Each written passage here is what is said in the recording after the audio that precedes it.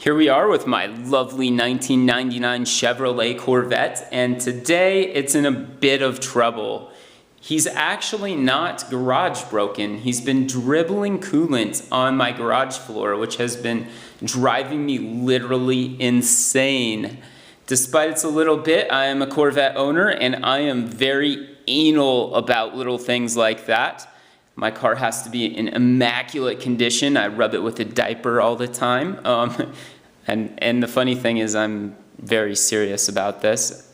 But the problem I'm experiencing, just about every car owner experiences at some point in time, and it can become catastrophic. It's not always just a nuisance. So I am going to show you how to troubleshoot in a matter of minutes coolant leaks, as well as repair them without spending a bunch of extra money on unnecessary parts or using goops and patches that just do more harm than good.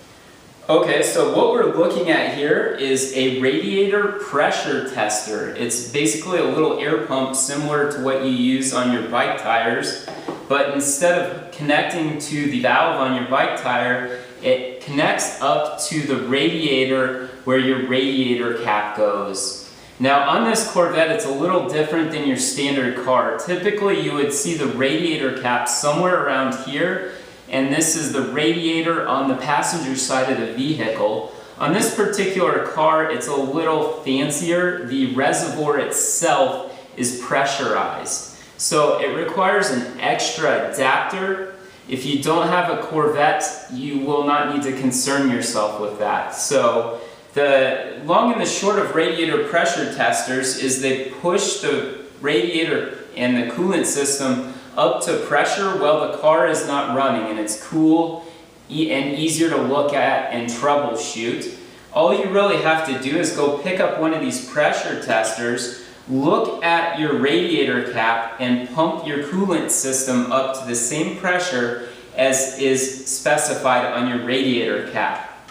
After you've done that, you look at the hoses and lines for your coolant system and see if they're seeping any fluid. I can tell you right now that we have a leak on the connector from the radiator to the inlet on the reservoir here for this Corvette, and this line or the reservoir itself where the nipple is to connect to will need replaced. And I was able to troubleshoot and do all this in a matter of minutes because of this handy dandy pressure tester.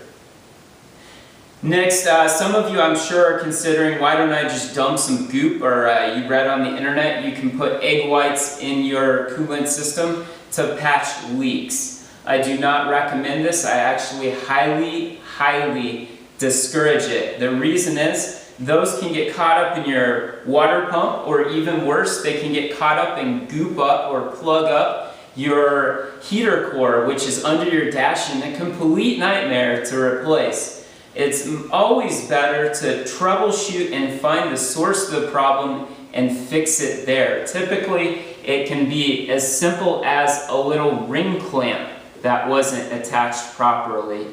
But it all hinges on pressurizing your system with one of these pressure testers, which I highly recommend giving a shot. Now, if you have any problems with your coolant system you can't quite seem to figure out, even with the pressure tester, feel free to drop me a line below this video. And if you cannot seem to find a pressure tester, I will also provide a link below the video for you to pick one up.